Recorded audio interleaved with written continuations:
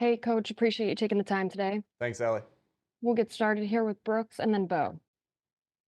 Hey Nick, going into this week are two questions. One, do you have any plans to change play calling duties on the defensive side? And with off-ball linebackers with Hassan Reddick and Nolan Smith and others reviewing that yesterday, do you have any sense of or where Matt or Sean would want to go with that, or and after working with that a couple of weeks? Yeah, no, we're gonna continue to go in the direction we're going in on defense that we've been, these last couple weeks. Again, we made an adjustment earlier in the year, to get things going back on track for a couple weeks. We felt like they were, and then yesterday obviously wasn't up to to what we wanted to be able to do and play to our standard, or coach to our standard. But we'll continue in that direction. Go ahead, Bo, and then Dave. Hi, Nick. I'm just curious, over the last month or so and maybe over the last 24 hours, just how difficult has this been for you personally? Yeah, obviously, when you're in a rut, or you're in a hole like we're in right now, or just not playing and coaching the way we want to do things. Yeah, that's always tough.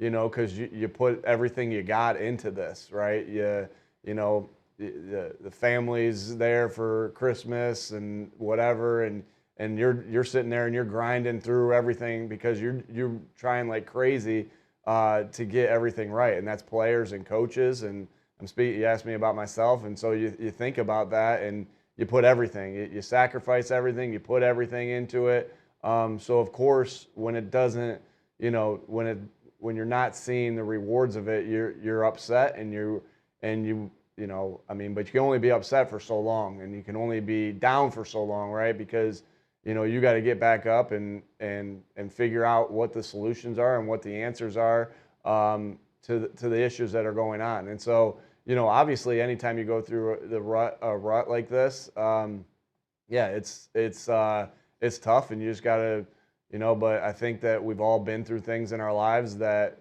we would all agree are tougher, and we know we came out better because of it. And you remind yourself of those types of things in these types of moments. Thank you. Go ahead, Dave, and then Rube. Hey Nick, a few games into to Matt Patricia being the defensive play caller, do you have any regrets about making that decision when you did? No, no, I don't. Again, everything that I do, every decision that I make is with the thought of the team first, and what is best for the team. The adjustments that I made a couple weeks ago were in attempts to do what was best for the team, and I still believe that. We made some adjustments, and we're again coming off of a game like that. No one's going to be satisfied about anything that happened, and so. But I do believe in the guys that we have on the field. I do believe in the guys that we have, in the defensive coaches. And so, no, again, just every decision I'm trying to make is what's best for the team. And I believe that adjustment was necessary and where we are right now. Go ahead, Rube, and then Tim. Hey Nick, you guys have had a double-digit lead in 9 games this year. You lost 3 of them, and in 4 others, ended up scrambling in the last couple minutes to win. I just wondering if you have any thoughts on why you guys have been unable to put teams away when you do build big leads.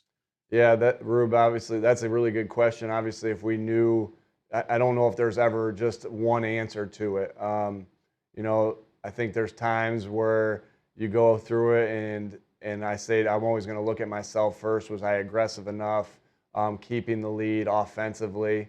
You're always going to think through that. And when it doesn't go, I think when it doesn't, like yesterday, when it doesn't go, you come out on the losing end of it.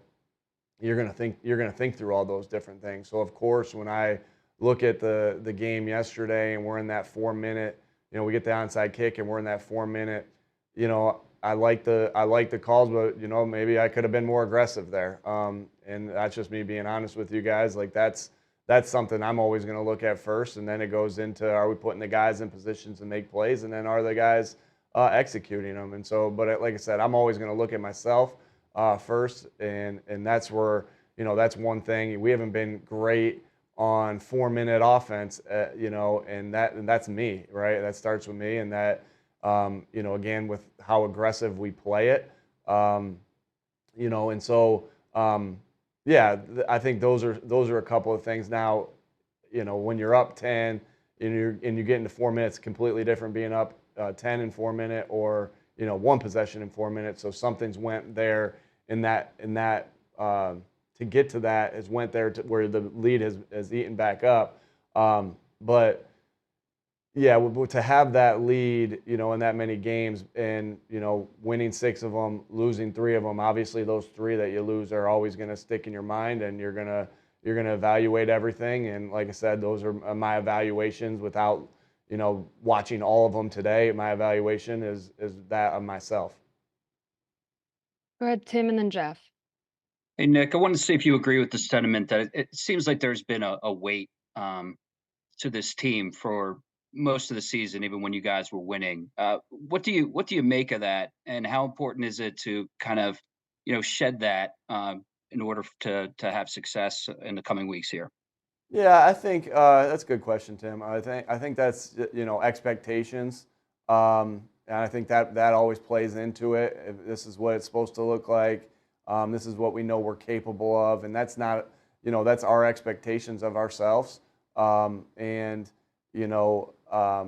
and knowing that we can continue to play better and coach better. And so I think that has been a little bit of it. I think if I'm obviously would have to spend some time thinking through that, but my initial reaction is expectations. And like I said, we all have high expectations. The fans, us as as the Eagles, the coaches, the players, and so it's just wanting to live up to the expectations, but also just we also got to understand that it's about daily improvements and zoning in just on where we are. And I always got to make sure that that's the focus of the team and myself of being where we are today. That's why, I know how cliche that sounds coming from a coach that, hey, you can't worry about the playoffs. You can't worry about this. You have to be worried about today. How are we going to put a plan in today while the players are off to beat the Giants, right? And just taking those steady moments. I think sometimes you can get yourself out when your expectations, when you feel like you're not playing to your expectations and coaching to your expectations, it's easy to look forward and say, all right, here's what we got to do to get to doing those things. And you want to do that, but like, how are we going to do this in 2 weeks and 3 weeks? Well, it's just so important that you're locked into where you are at that particular time. And so, that plays into it too. Go ahead, Jeff, and then John. Nick, do you know why AJ Brown is frustrated or upset? Have you spoken to him?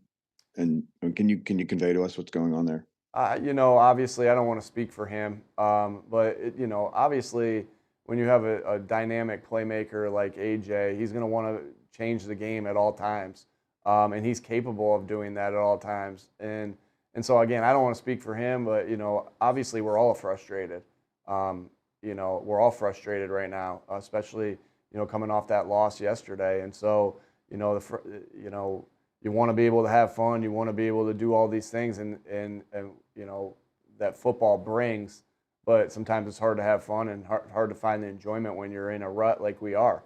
But he's always going to want to change the game because he knows he's capable, and that's just him being the playmaker he is. I know this, and I've said this to you guys on the record, off the record, all everything, that there's nobody that is as good of a teammate. There's nobody that's as good of a person as AJ.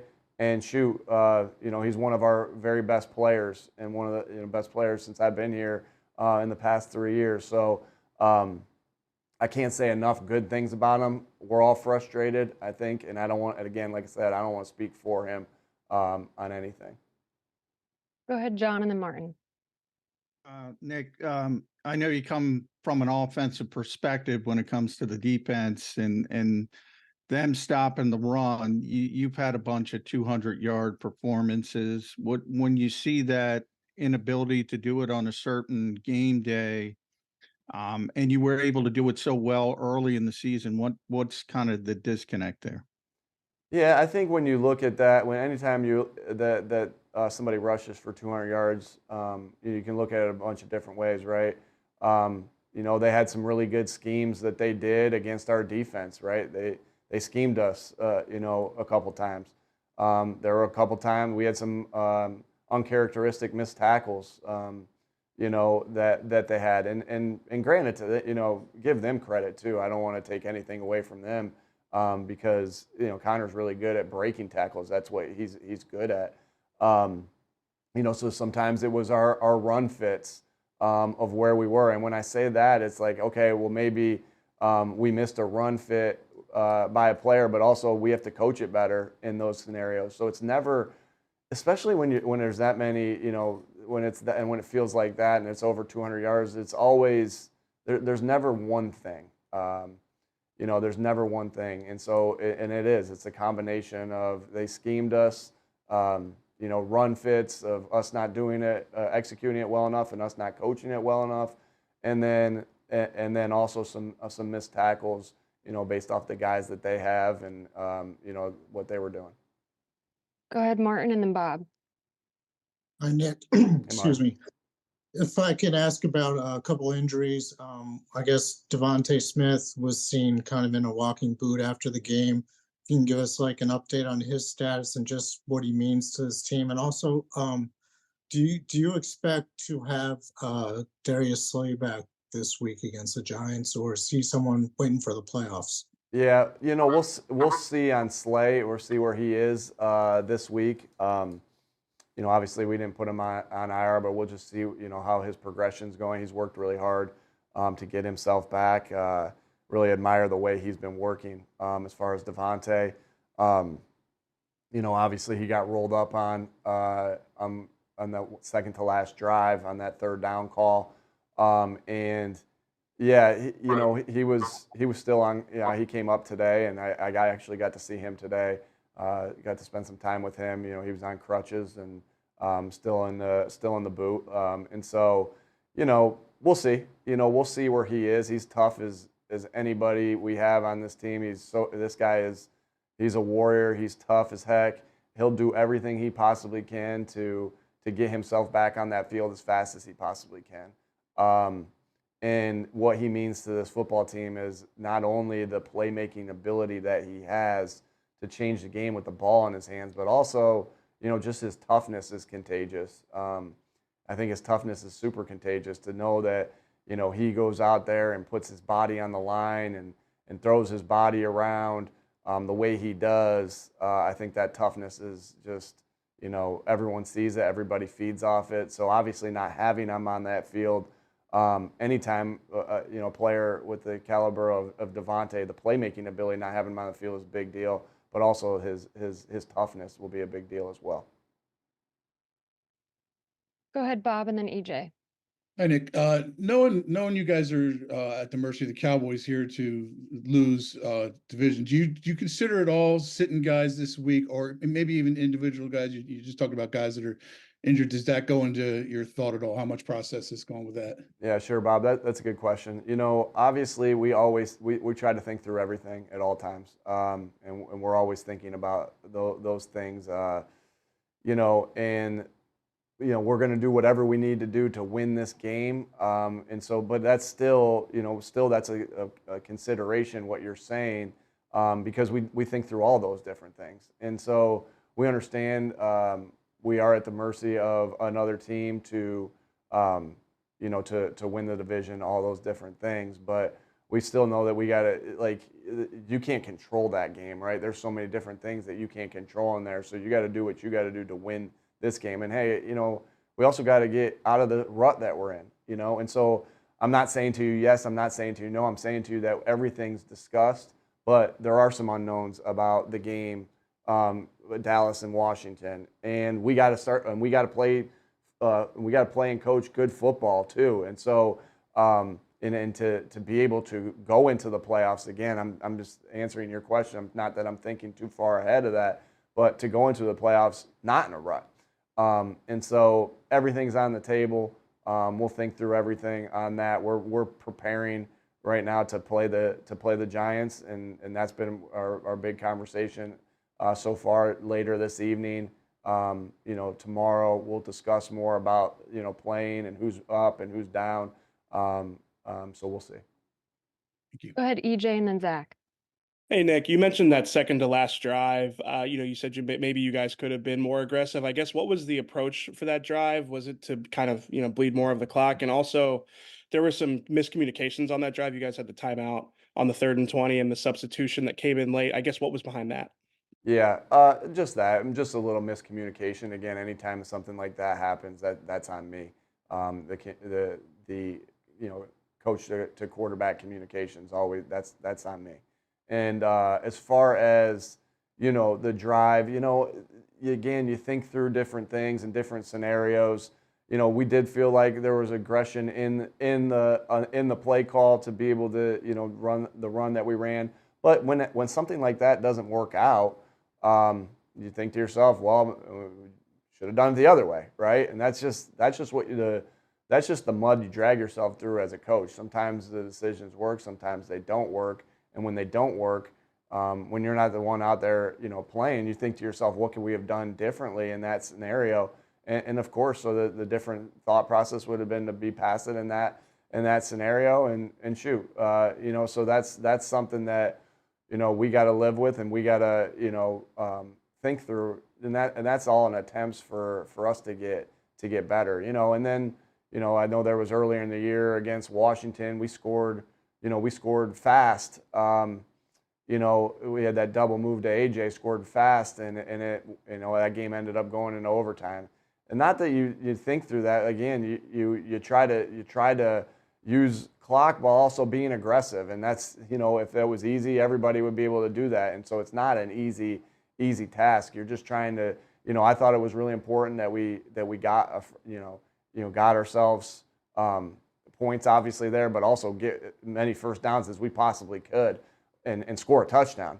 It didn't work out that way, and looking at it, we think to ourselves, all right, this didn't work. So, I'm not saying next time or anything like that. Obviously, wouldn't give the, say that, but like you say, well, what would work in this scenario? And you drag yourself through the mud, and you hope that you come out cleaner on the other side because you've gotten better from the scenario that you went through and the loss that you went through.